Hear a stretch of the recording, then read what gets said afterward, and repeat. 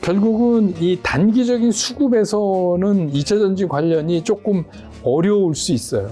그래서 그냥 막 추가적으로 빠졌으니까 산다 이런 건 좀 아닌 것 같아요. 조금 이제 숨 고르기가 좀 필요하지 않을까.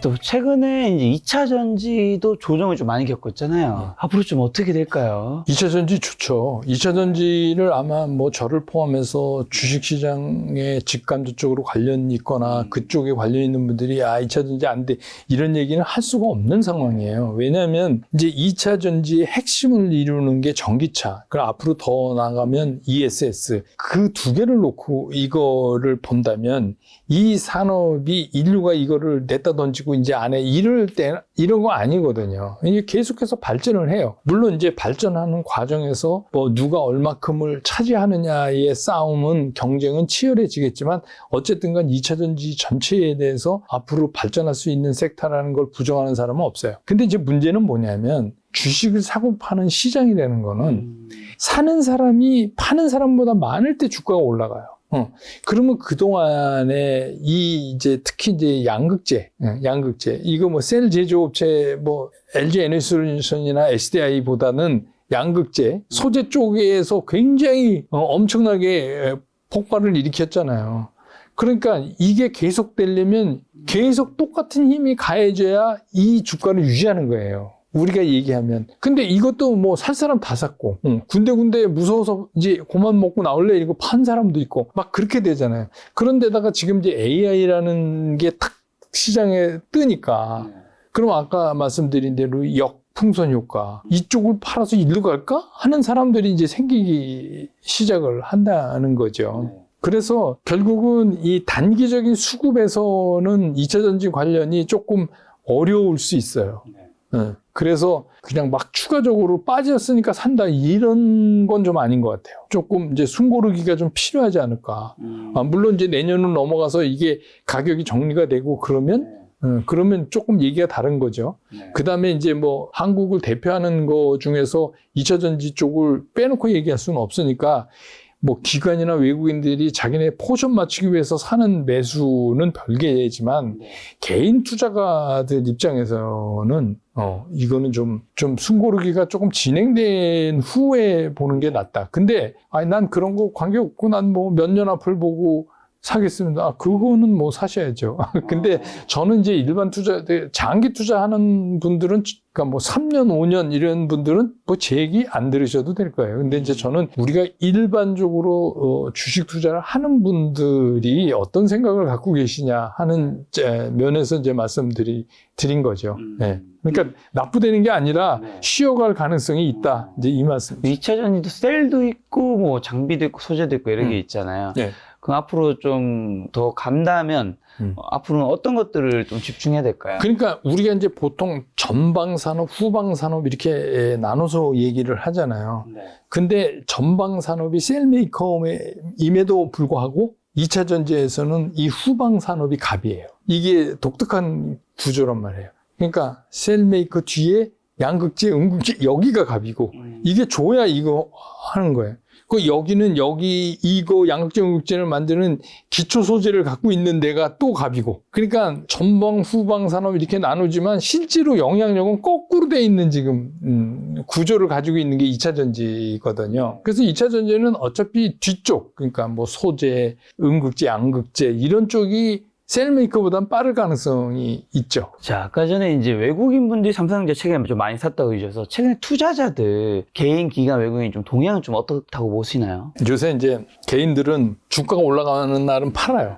그러니까 이게 뭐 전체 개인이 다 그렇다는 건 아니고, 그러니까 왜냐하면 시장이 굉장히 안정감 있게 흘러가지는 못하니까 이익 실현을 빨리빨리 이렇게 하시려고 하는 거고, 이제 외국인 같은 경우는 말씀드렸듯이 8월 되면서 좀 팔다가, 그러다가 이제 뭐 AI 얘기 나오고 하면서 이제 삼성전자를 9월 들어서 9월 1일부터 사기 시작했어요. 정확하게 금요일 날. 그래서 어제까지 1조 가까이 샀단 말이에요. 그러니까 뭐 또 그 전에 파른 거 산 거니까 그 큰 전체의 포션의 변화는 없다. 이렇게 보이고 또 이런 생각을 한번 해보시면 OECD 중에서 우리가 경제 성장률이 제일 낮게 지금 발표되고 있는데 그러면 뭐 외국 투자하는 입장에서 보면 한국의 포션을 굳이 늘려야 될 그런 이유가 있나요? 그게 저는 그냥 이게 우리 자꾸 아전인수적으로 생각하지 말고 객관적으로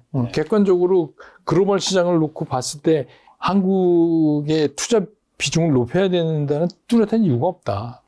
그래서 그냥 수급은 상당히 그 제한적인 수급을 가지고 시장이 움직일 가능성이 커졌다. 별다른 매력이, 예를 들어서 우리가 막 다음 달부터 무역 흑자가 엄청나게 나고, 야, 이게 한국이 드디어 반도체가 좋아지니까 사실 우리가 원하는 게 그거잖아요. 반도체가 달라지니까 한국이 달라지네. 야, 한국 무역 수지 봐봐. 이게 막 쭉쭉 이렇게 되면 얘기 달라지지만 그렇지 않을 경우에 외국인 투자도 지극히 제한적일 수밖에 없다. 최근에 외국인 분들이 좀 많이 사고 있는 건 삼성전자 말고 또 있나요? 로봇도 사요. 네. 로봇도 사요. 그러니까 쉽게 얘기하면 아까 말씀드렸던 AI 관련 쪽은 계속 사고 2차 전지 셀 메이커도 사요. 자기네가 살 것만큼. 그리고 자동차도 사요. 떨어지지만. 그건 뭐냐면 딱 이런 개념으로 보시면 돼요. 우리나라는 무역을 해서 돈을 국부를 획득하는 나라잖아요. 그렇죠. 그러니까 우리나라가 돈을 버는 방법은 국부 획득인데 국부 획득이 무역으로 일어나는데 그럼 무역에서 뭔가 기여할 수 있는 섹터가 어디냐. 한국에서. 뭐 요새 좀 헤매지만 반도체. 그건 무시할 수 없고 또 AI까지 이렇게 바람 부니까 그러면 이제 AI용으로 된 이제 반도체. 그래서 이제 우리가 HBM 이런 거 해서 삼성전자 이런 것들이 움직일 수 있는 거잖아요. 그러니까 이제 그런 거 사는 거고. 지금 많이 오른 거 때문에 이 기술적인 수급 때문에 자동차는 조금 쉬거든요. 근데 그래도 이 자동차도 우리나라 돈 벌어 먹이는 섹터니까 그거 사야 되고. 그런 거죠. 그러니까 이 외국인들이 고르는 건 그냥 일희일비해서 막 사는 게 아니라 그냥 우리나라 전체를 놓고 이렇게 산다 이렇게 보시면 될 것 같아요. 그럼 지금 좀 싸 보이는 주식, 좀 가장 좀 저평가된 섹터나 이런 쪽은 어디라고 보세요? 이런 게 있잖아요. 이제 그래서 우리가 주식 투자하는데 기본적 이론으로 쌀 때 사면 된다. 근데 이것도 또 아셔야 돼요. 싼 주식은 싸야 될 이유가 있는 거예요. 그래서 여기까지 온 거죠. 그러니까 괜히 빠진 주식은 없어요. 근데 이제 자꾸 우리한테 혼돈을 주는 게 뭐냐면 주가가 이게 과거에 비해서 많이 떨어졌으니까 이걸 사야 된다. 그리고 과거에 지금 잘 나가는 종목에 비해서 얘가 어느 정도 편차밖에 안 됐는데 지금 편차가 이렇게 벌어졌으니 키 맞추기를 해서라도. 근데 키 맞추기는 유동성이 풍부할 때 일어나는 거지 요즘 같은 시장에서 이게 잘 안 일어나는 거예요. 가격이 싼 게 호재임은 분명하지만 그 가격이 싸다는 이유가 이 주식을 사야 되는 절대적 이유가 될 수가 없다는 거예요. 그거는 그냥 좋은 점 중에 하나예요. 그러니까 예컨대 삼성전자가 많이 빠졌어요. 삼성전자가 6만 원대 있다. 그러면 거기서 밀려봐야 얼마나 밀리겠어요. 그런 생각. 근데 얘 이제 좋아질 거니까 그런 개념으로 이거를 접근을 해야지. 그냥 전혀 앞으로 비전도 안 보이고 그런데 얘는 그냥 단순히 싸다. 이거는 좀 아닌 것 같아요. 그래서 그거를 좀 구분하실 필요가 있어서 예를 들면 지금 갖고 계신 것들을 한번 전부 다 이렇게 산업이나 이런 걸 정리를 한번 해보세요. 여러분 갖고 계신 포트폴리오에 있는 종목들이. 그래서 이게 왜 지금 빠져 있는가. 그건 실적 보시면 알겠죠. 실적이 계속 나쁘면 그건 빠져야 돼요.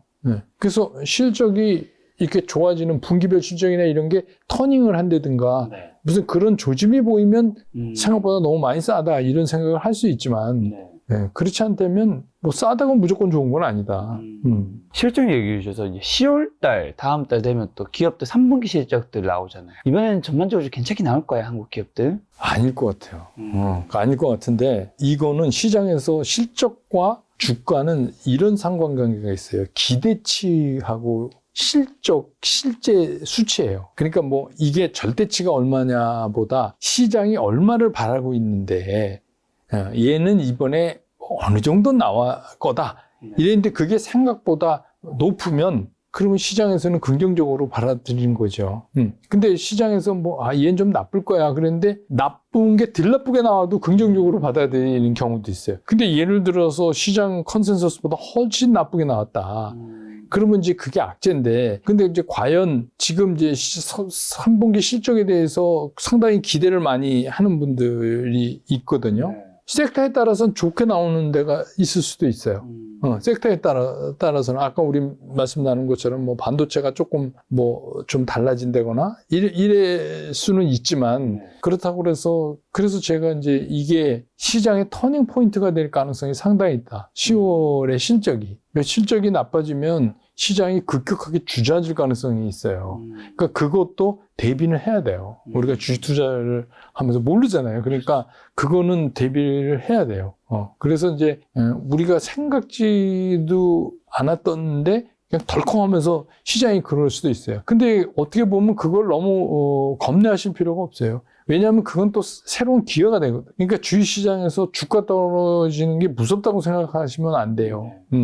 그러니까 주가가 만약에 이런 상황이 오면 주가가 툭 하고 시장이 반응해서 떨어질 때 나는 과연 뭘 살 수 있을까를 한번 생각을 하시는 게 훨씬 좀 적극적인 방법이 아닐까 이런 생각이 들어요. 네. 실적이랑 관련된 건 또 어떻게 보면 우리나라는 수출을 먹고 사는 나라니까 데이터 보면 미국 수출은 굉장히 늘었는데 중국 수출은 사실 굉장히 많이 줄었잖아요. 이런 현상 어떻게 보시고 수출에서 어쨌든 투자 포인트 같은 거 혹시 있을까요? 아니 지금 이제 환율 때문에 수출 기업이 좀 이제 단순 수출 수입보다 수출이 많은 데는 좀 득을 보는 건 사실이죠. 근데 어차피 우리 시장이 중국 시장 축을 이제 좀 잃어버린 거잖아요. 지금 입장에서는. 그러니까 그런 영향은 안 받을 수가 없죠. 그건 저는 어쩔 수 없다고 봐야 돼요. 그래서 이제 지금 한중일 협의체를 만들자고 우리 정부가 다시 얘기하고 그래서 어쨌든간 이제 그거는 풀어가야죠. 이게 먹고 사는 건 이데올로기하고는 전혀 다른 거니까. 그래서 수출에 대해서는 그렇게 좋은 전망은 아니에요. 현재는. 네. 그래서 어려움은 좀 내년까지 지속될 가능성이 있지 않나. 이렇게들 이제 전문가들이 많이 보시더라고요. 네. 그럼 좀 전반적인 한국 시장 점검하는 질문으로 주식 매수 타이밍 혹시 알려줄 수 있는 경제 지표라든가 여전히 남아있는 리스크는 좀 어떤 게 있다고 보시나요? 그러니까 경제 지표를 가지고 주식을 산다 이거보다는 수급을 체크하는 게 훨씬 수급이 과연 그러니까 수급의 대표적인 게 외국인들의 움직임을 보면 알 수 있잖아요.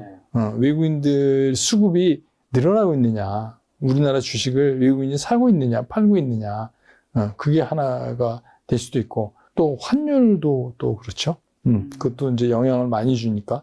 그래서 그런 것들을 체크하시는 게, 왜냐하면 우리 기업이 갑자기 좋아질 수가 없잖아요, 지금 입장에서는. 그래서 이제 아까 말씀드린 대로 만약에 10월에 넘어가서 10월에 우리가 생각했던 것보다 실적이 현저하게 떨어지면 그 충격으로 시장이 덜컥 내려앉을 수 있어요. 근데 오히려 이제 그런 때 잘 사시는 게 중요하죠.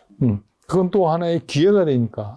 미국 시장 좀 여쭤보려고 하는데요. 미국 테크주, 대표적인 애플, 아마존, MS, 구글, 테슬라, 엔비디아, 메타, 이런 데도 좀 어떻게 보시나요? 이게 어젯밤에 이제 이 테크주들이 급습을 당해갖고, 그 이제 게이트키퍼라고 그러죠. EU에서 얘기하는. 그러니까 이제 뭐냐면 독점적 지위를 가지고 이렇게 하는데 거기 다 들어갔어요. 아마존, 애플, 알파벳, 메타, 마이크로소프트, 그 중국의 바이트댄스, 틱톡. 이게 들어갔어요. 근데 삼성도 들어간다는데 다행히 삼성은 빠졌단 말입니다.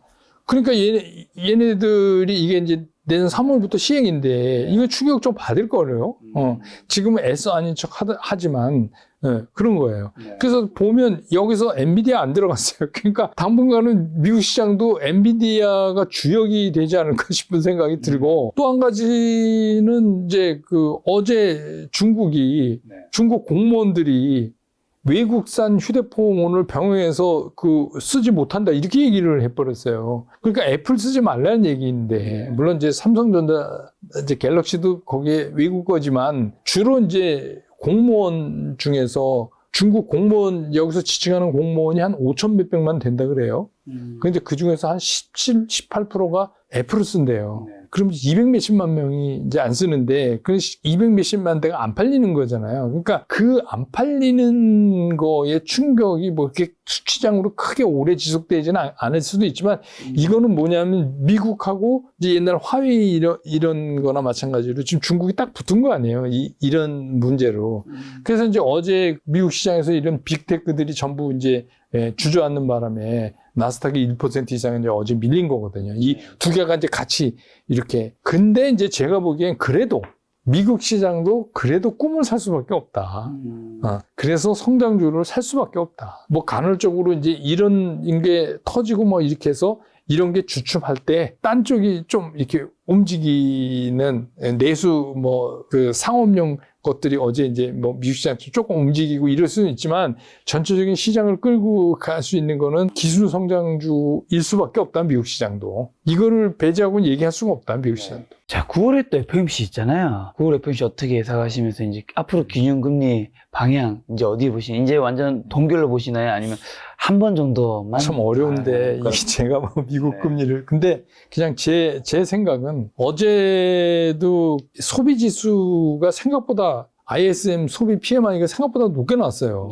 생각을 훨씬 뛰어넘으니까 그러니까 이제 미국 시장이 어제 이제 겁먹은 거거든요. 그러니까 그 얘기는 무슨 얘기냐? 야, 이거 연준이 이거 또 올리는 거 아니야? 이거 경기가 이렇게 좋은데? 그러니까 잠깐 뭐 경기 후퇴니 침체니 얘기 나오다가 이렇게 다시 또 좋아져 버리니까 그 우려가 나오면서 국채 금리가 일제히 올라 버렸잖아요. 그래서 2년 만기 5% 넘어갔어요, 어제. 그러니까 그 얘기는 무슨 얘기냐 하면 이번 달은 금리를 안 올리고 동결하고 넘어갈 수 있지만 11월은 모르겠다 이거예요. 한 번 정도 더 할 수도 있다. 그러니까 그 얘기는 뭐냐면 시장의 옥신각신이 계속 연장되는 거예요. 이게 뭔가 정리가 안 되니까 그럼 우리는 이제 또 11월까지 그거를 계속 뭐가 오르냐 아니냐를 가지고 또 얘기를 해야 되고 또 관련 지표들을 계속 체크해야 되고 이런 작업을 연장해서 해야 되니까 그런 상황에서 시장이 아주 힘좋게 갈 수가 있겠어요. 네, 갈 수가 없지. 자, 그럼 연준이 목표로 하는 물가 2% 가능할까요? 내년에? 뭐 가능하니까 한다고 연준이 그러는 건데 그냥 이건 제 개인적인 뭐 제가 오늘 나와서 말씀드리니까 제 개인적인 말씀을 드리면 좀 어렵지 않나 보는 거예요. 여러 가지가 구조적으로. 그래서 사실은 지난번 그 잭슨홀 미팅 때 파월 의장이 언급을 할 줄 알았는데 그냥 잘 포장해서 넘어갔어요. 왜냐하면 파월 의장이 잭슨홀에서 그 얘기할 때 늘 잘못 얘기를 잘하거든요. 그 전전에는 인플레이션이 일시적 현상이다 이랬다가 난리 났고 또 작년에는 잭슨홀에서 우리가 인플레이션 잡으려면 고통을 어느 정도 감수해야 된다 이래가지고 막 그날 나스닥 4% 빠지고 막 이랬잖아요. 그러니까 이제 이 사람이 과거 이런 게 있으니까 이번에는 굉장히 포장해서 비둘기파적으로 포장을 해서 얘기를 한 거예요. 그래서 이제 제가 기대하기에는 우리가 이제 흔히 얘기하는 미국이 그 자주 쓰던 이제 방법이 있는데 그게 이제 파이낸셜 리프레션이라고 그래갖고 그러니까 적정한 금리와 적정한 인플레를 그냥 용인해 버리는 거예요. 그러니까 그러면 어떤 문제가 이제 발생하냐면 부채도 느낌상 좀 줄어드는 것 같은 느낌. 그러니까 예를 들면 아파트가 10억 할 때 우리가 1억이 빚이 있는데 아파트가 20억으로 올랐어요. 그러면 이 1억이 빚이 작게 느껴지잖아요. 그러니까 이제 그런 방법으로 이거는 과거에도 미국이 많이 정책으로 쓰던 파이낸셜 리플렉션 많이 쓰던 방법이에요. 그래서 뭐 그런 거 비슷하게 운 띄우지 않을까 이렇게 생각을 했거든요. 야, 그러니까 뭐 딱 2%에 맞추다기보다는 근데 왜냐하면 지금 구조적으로 그게 좀 어렵잖아요. 미국 그 안에 구조가 왜 그러냐면 아까 말씀드린 대로 미국이 자기네가 재정을 운영하는데 모자라는 거 그거는 국채 발행해서 외국의 부를 가져다 이렇게 쓰는 거고 이번 바이든 정부가 또 생각해낸 게 IRA 아닙니까? 이제 공장도 갖고 와. 공장도 여기서 만들어 여기서. 우리가 지원해 줄게 여기서 만들어. 그러니까 어떤 현상이 일어났냐. 그 조지아 같은데 집값이 안 떨어져요. 공장 거기 가서 우리나라도 거기 몇 개 짓잖아요. 다 짓잖아요, 거기. 그리고 이제 거기에 들어가는 사람들은 다 헤드쿼터가 아니라 이제 블루칼라 노동자들이란 말이에요. 그러니까 임금도 잘 안 잡히는 거예요. 여기서 임금이 자꾸 올라가니까. 그리고 이제 블루칼라들이 임금이 올라가면 어떻게 해요? 소비가 계속 늘어요. 그러니까 연준이 생각하는 거하고 이상한 현상들이 물론 그게 미국 전체는 아니지만 그게 상당히 많이 이제 퍼져 가는 거죠. 이제 그런 상황에 있는 거예요, 지금. 그렇기 때문에 이제 적절히 어느 정도의 금리도 용인하고 물가 상승도 용인하고 뭐 이런 거를 하지 않을까 그랬는데 이제 딱 시침이 떼버렸는데 이거는 아직 미확인 된 거죠. 그래서 저는 뭐 그게 그렇게 딱 부러지게 2%를까지 내리기에는 다른 요소들이 너무 많이 있기 때문에 그런데다가 이번에 유가 올랐잖아요. 드디어 이제 87달러 넘었잖아요, 배럴당. 네. 이것도 상당한 문제예요. 그러니까 우리가 코어 CPI 따질 때 에너지하고 식품은 뺀다고 그러지만 에너지라는 게 단순 에너지를 뺀다고 그러는 게 아니라 이게 다른 쪽에 미치는 파장이 워낙 크기 때문에 이게 코어 CPI도 상당히 압박을 할 거라는 얘기죠. 근데 이제 요새 이제 우리나라가 많이 쓰고 있는 재정 건전성, 그거를 따지면 사우디는 이게 90불을 넘어야 돼요. 유가가 뭐 러시아야 지금 뭐 죽을둥 살둥하니까 유가 올라야 되겠지만 사우디도 마찬가지예요. 그래야 네옴시티도 하고 뭘 할 거 아닙니까? 돈이 있어야. 그러면 좀 웃기는 얘기지만 유가가 90불이 넘어서 네옴시티 좋아해 막 한국 건설 들어와 막 이러면 우리나라 건설주는 숨통이 트이겠지만 인플레는 못 잡는 거죠.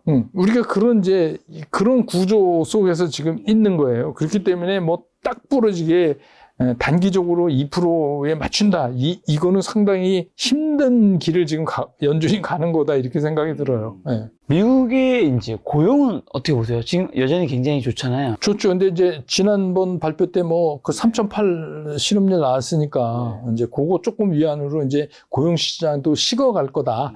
연말이 되고 뭐 이렇게 되면 근데 상당히 더딜 것 같아요. 아까도 말씀드렸지만 뭐 IRA 이런 것 때문에 뭐 계속해서 공장 짓고 일자리 뭐 그 사람 필요하고 막 이런데 공장 들어오라 그랬지 사람 데리고 오라 그런 거 아니잖아요. 그러니까 그런 것들이 해결이 안 되면 그러니까 뭐 공장 짓고 이러는 주 같은 데는 더 심하고 그렇죠. 모기지가 7%가 넘어갔는데도 계속 주택 수요는 늘어나고 지금 그러고 있는 거잖아요. 그러니까 그게 따지고 보면 이게 쉽지가 않다. 그러니까 이게 고용도 뭐 낮아지기는 하겠지만 이 고용이 낮아진다는 거는 이제 미국이 전체적으로 소비가 많이 차지하는 국가이기 때문에 그동안에 이제 그 코로나 팬데믹 때 다 갔던 사람들이 서비스 부문에서 이제 돌아오면서 이쪽이 좀 죽을 거다. 근데 그거는 뭐 그럴 수 있어요. 그렇지만 또 한쪽에서는 또 열려져 있으니까 뭐 쉽게 고용이 뭐 급격히 나빠진다? 이렇게는 또 볼 수 없을 것 같아요. 지금 환율은 한 1330원대이던데 앞으로 좀 어떻게 보세요? 연말까지는 좀 불안정할 것 같아요. 이게 좀 정리가 되려면 내년으로 좀 넘어가야 다소 좀 진정되는 거 아닌가 싶습니다. 제가 보기에. 왜냐하면 지금 이런 거잖아요. 어제도 이제 말씀드렸지만 국제금리 올랐단 말이에요. 국제금리 오르니까 어떻게 해요? 달러 인덱스가 사상 최고로 올라가잖아요. 그런데 환율이 어떻게 떨어져요? 떨어질 수, 그런데다가 상대적으로 주변에 우리한테 영향을 많이 주는 위안화는 저렇게 헤매고 있고. 그러니까 달러 강세가 조금 더 될 가능성이 있지 않나. 그렇다면 지금 뭐 1330원대지만 여기서 뭐 1, 20원 더 올라가는 것도 한번 상상을 해야 된다.